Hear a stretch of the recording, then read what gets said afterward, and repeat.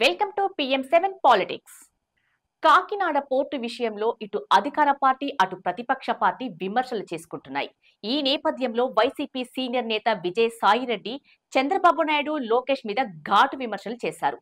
ఇక వివరాల్లోకి వెళ్తే, కాకినాడ పోర్టు యాజమాన్యాన్ని తమ బంధువులకు ఇప్పించుకునేందుకు వైసీపీ ఎంపీ విజయసాయిరెడ్డి తనను కేసుల పేరుతో బెదిరించి షేర్లు తక్కువ రేట్లకు లాక్కున్నారంటూ మాజీ చైర్మన్ కేవీ రావు తాజాగా సిఐడికి ఫిర్యాదు చేశారు. దీనిపై స్పందించిన సిఐడి విజయసాయిరెడ్డితో పాటు ఇతర నిందితులు విదేశాలకు పారిపోకుండా లుకౌట్ నోటీసులు జారీ చేసింది. దీనిపై ఇవాళ విజయసాయిరెడ్డి ఢిల్లీలో ఘాటుగా స్పందించారు. కాకినాడ పోర్టును ఏడీబీ నిధులతో ఏర్పాటు చేశారని, ప్రభుత్వ రంగంలోని పోర్టును చంద్రబాబు ప్రైవేట్ పరం చేశారని సాయిరెడ్డి తెలిపారు. మలేషియా ప్రధానమంత్రి మహతీర్ మహమ్మద్ తనయుడు కొంటున్నారని చంద్రబాబు అప్పట్లో చెప్పారని, చివరికి ఆ ముసుగులో కేవీ రావుకు కూడా కాకినాడ పోర్టు కట్టబెట్టారన్నారు.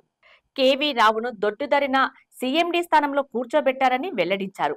కాకినాడ పోర్టు వ్యవహారంపై 1997 నుండి దర్యాప్తు జరపాలని ఆయన డిమాండ్ చేశారు.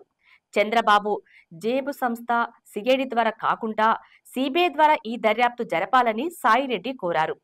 జగన్మోహన్ రెడ్డిపై కక్ష తీర్చుకోవాలని పగతో చంద్రబాబు అక్రమ కేసులు పెడుతున్నారని ఆరోపించారు. స్కిల్ డెవలప్మెంట్ స్కామ్ లో 58 రోజుల పాటు చంద్రబాబు జైల్లో ఉన్నారని, ఆయన క్రిమినల్ అని సాయిరెడ్డి తీవ్ర ఆరోపణలు చేశారు. సంక్షేమ పథకాలు అమలు చేయకుండా ప్రజలను మభ్యపెట్టే ప్రయత్నం చేస్తున్నారని, తనకు అన్యాయం జరిగితే 4.5 ఏళ్ల నుండి కేవీ రావు ఏం చేస్తున్నారని సాయిరెడ్డి ప్రశ్నించారు. చంద్రబాబు రాగానే ఇప్పుడు ఫిర్యాదు చేయడంలో ఆంతర్యం ఏమిటని సాయిరెడ్డి ప్రశ్నించారు.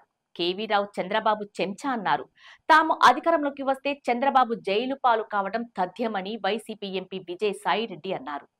మరో 4.5 ఏళ్లు చంద్రబాబు అధికారంలో ఉంటాడని, మళ్లీ తాము అధికారంలోకి వచ్చిన వెంటనే చంద్రబాబును జైలుకు పంపడం తథ్యమని సాయిరెడ్డి తెలిపారు.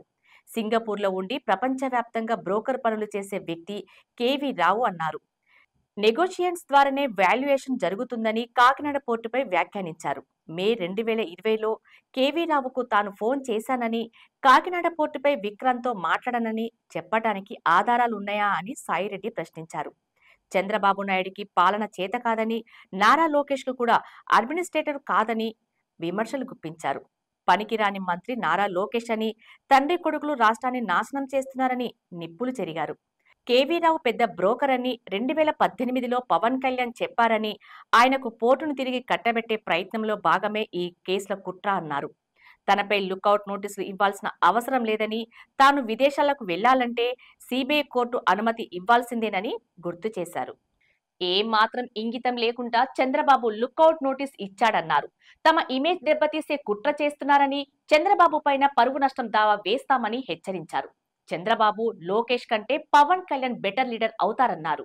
అయితే ఇప్పుడున్న పరిస్థితుల్లో విజయసాయికి ఒకవేళ విదేశాలకు వెళ్లాలంటే సిబిఐ కోర్టు అనుమతి ఇచ్చినా ఈ లుకౌట్ నోటీసుల వల్ల వీలు కాకపోవచ్చు అనే చర్చ కూడా ఉంది. ఏది ఏమైనా ఇప్పుడు అధికార పక్షం అన్ని విధాలుగా గత ప్రభుత్వంలో జరిగిన అవినీతిపై చట్టబద్ధమైన చర్యలు చేపడుతుంది అనటంలో సందేహము లేదు.